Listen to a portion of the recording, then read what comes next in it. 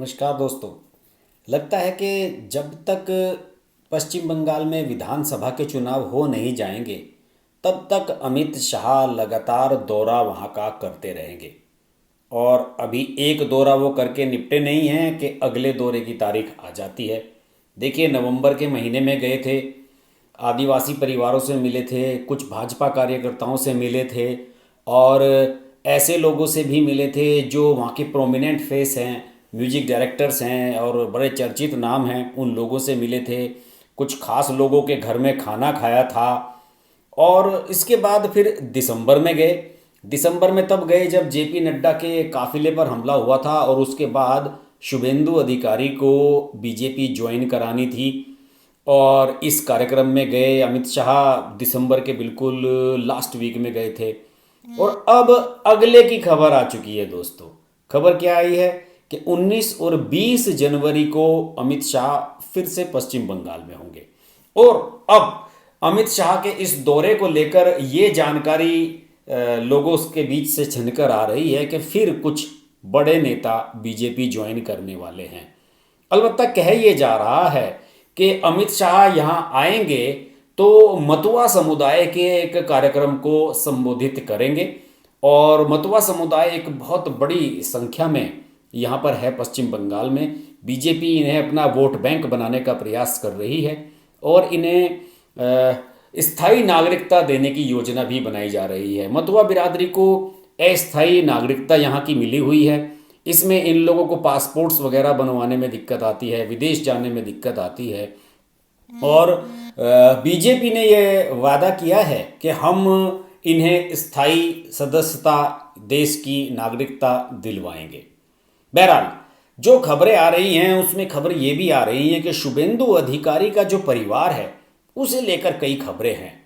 खबरें क्या हैं? खबरें ये हैं कि हो सकता है कि जब वो इस बार आए अमित शाह, तो इस बार शुभेंदु अधिकारी के परिवार के जो बाकी लोग हैं, वो भी आप जानते ही हैं कि टीएमसी के पॉलिटिशियंस हैं, ज़्यादातर लोग उनके परिवार में, हो सकता है कि उनको भी ज्वाइन कराई जाए बीजेपी। अभी जो खबर ये आई है, खबर ये आई कि अभी साल के जो आखिरी दिन था 30 दिसंबर को बीजेपी के जो सांसद हैं, पुरुलिया के भाजपा सांसद हैं बीजेपी के ज्योतिर्मय महतो, ये कांथी जोन के पर्यवेक्षक की जिम्मेदारी इन्हें मिली है। जो कांथी जोन है वहाँ का, उसके पर्यवेक्षक इन्हें बनाया गया है। और बताया जाता है कि ये जाकर शुभेंदु अधिकारी के परिवार से मिले हैं। पहले मैं बता दूं कि शुभेंदु अधिकारी के परिवार का वजूद क्या है। शुभेंदु अधिकारी ममता बनर्जी का राइट हैंड थे और नंदीग्राम आंदोलन से जब ये उभर कर सामने आई थी टीएमसी, उस समय से साथ थे। और ममता बनर्जी की वर्तमान सरकार में परिवहन मंत्री थे। और शुभेंदु अधिकारी की नाराजगी ये थी कि ममता बनर्जी अपने भतीजे अभिषेक बनर्जी को ज़्यादा महत्व देने लगी हैं। प्रशांत किशोर का पार्टी में दखल बढ़ता जा रहा है।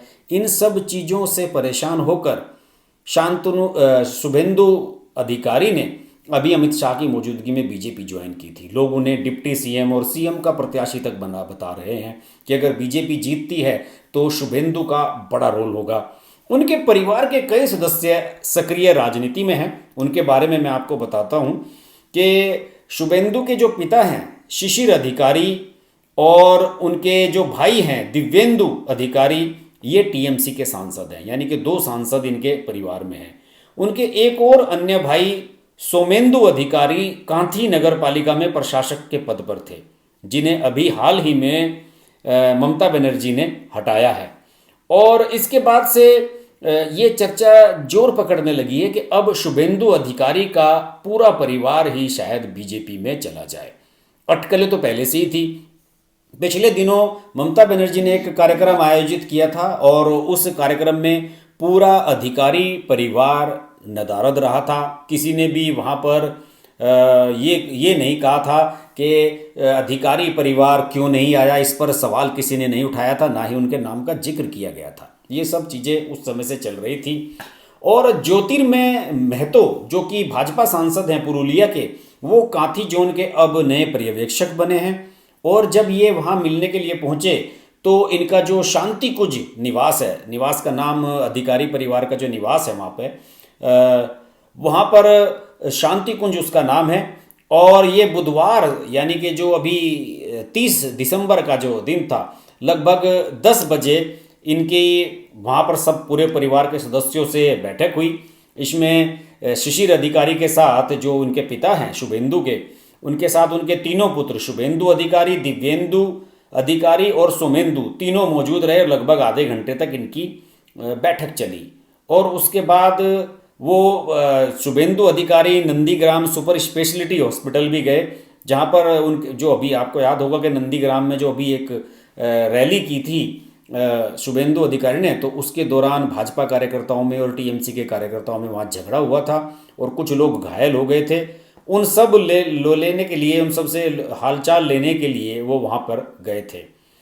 बहरहाल अब स्थिति ये बन रही है कि सबकी नज़र इस बात पर है कि शुभेंदु अधिकारी क्या करते हैं, उनका परिवार कैसे बीजेपी को ज्वाइन करता है। देखिए, यहाँ पर सबसे बड़ा सवाल यही होगा कि अगर इतनी भारी भरकम संख्या में अधिकारी परिवार बीजेपी में आएगा तो निश्चित रूप से बीजेपी के जो पुराने कार्यकर्ता हैं उनमें एक अनईजीनेस आएगी, बेचैनी का माहौल बनेगा। इसलिए बीजेपी फूंक फूंक कर इस मामले में कदम रखना चाहती है। इसके लिए कुछ चीज़ें, नॉर्म्स, कुछ बातें पहले से तय करनी होंगी, वरना फिर बाद में दिक्कत होगी कि उन्हें आप कितना समर्थन दे सकते हैं, आप उन्हें कितना वजूद दे सकते हैं, और यही सारा कुछ देखने की चर्चाएं चल रही हैं। दूसरी ओर भाजपा के एक सांसद हैं शांतनु ठाकुर, और उनकी ये चर्चाएं आ रही हैं कि वो शायद बीजेपी छोड़ सकते हैं। और मीडिया में इस तरह की खबरें आई थी कि अब स्थिति खराब हो जाएगी, बीजेपी के सांसद भी जा सकते हैं दूसरी पार्टियों में। लेकिन इस बात का शांतनु ठाकुर ने खंडन कर दिया है। उन्होंने कहा कि वह भाजपा के साथ ही हैं और सीएए का विरोध करने वाली पार्टी में जाने का सवाल ही नहीं उठता, यानी कि ममता बनर्जी की पार्टी में। उनके बारे में खबरें थी कि शायद वो टीएमसी में जा सकते हैं। उसके अलावा वो जो है, उन्हें हाल ही में भाजपा के जो राष्ट्रीय उपाध्यक्ष हैं मुकुल राय, और ये मुकुल राय टीएमसी के बड़े नेता थे जो कि अभी 1 साल पहले ही बीजेपी जिन्होंने ज्वाइन की थी। और इन सब ने प्रेस कॉन्फ्रेंस को भी संबोधित किया और शांतनु ठाकुर ने कहा कि शांतनु ठाकुर पार्टी के साथ हैं। पिछले दिनों खबर आई थी कि शायद वो टीएमसी में जा सकते हैं। इसके अलावा टीएमसी के कुछ नेताओं ने बयान दे दिया था कि अगर शांतनु ठाकुर आना चाहते हैं तो वो निश्चित रूप से उनका स्वागत किया जाएगा। बहरहाल शांतनु ठाकुर ने स्पष्ट कर दिया है कि वो बीजेपी नहीं छोड़ रहे हैं। अब लेटेस्ट खबर यही है, ये शांतनु ठाकुर के ही हवाले से खबर आई कि 19 और 20 जनवरी को अमित शाह आ रहे हैं पश्चिम बंगाल में, जहां वो मतुआ समुदाय के कार्यक्रम को संबोधित करेंगे। और उस समय फिर यहाँ क्या क्या होगा, ये बहुत बड़ा फैक्टर है, क्योंकि मुझे तो ये लग रहा है कि हो सकता है कि अधिकारी परिवार का एक आध सदस्य और बीजेपी ज्वाइन करे, लेकिन अभी फिलहाल इस बारे में जानकारी नहीं मिल पा रही है। उससे पहले शुभेंदु अधिकारी का जो जोर है वो 8 जनवरी की नंदीग्राम की अपनी रैली पर है, जिसमें उन्होंने दावा किया है कि हम 1 लाख लोग जुटाएंगे और ममता बनर्जी को अपनी ताकत दिखाएंगे। बहरहाल डेली कुछ ना कुछ हो रहा है। पश्चिम बंगाल की खबरों पर हमारी नज़र बनी रहती है। हम लगातार वीडियो ला रहे हैं। मेरे वीडियो आप देखते हैं, पसंद करते हैं, बहुत अच्छी बात है। मेरे चैनल को अगर आपने अब तक ज्वाइन नहीं किया है तो आपने बहुत अपना नुकसान किया है दोस्तों, क्योंकि अगर आप चैनल के मेंबर नहीं बनेंगे तो फिर मुझसे लाइव चैट में नहीं जुड़ पाएंगे।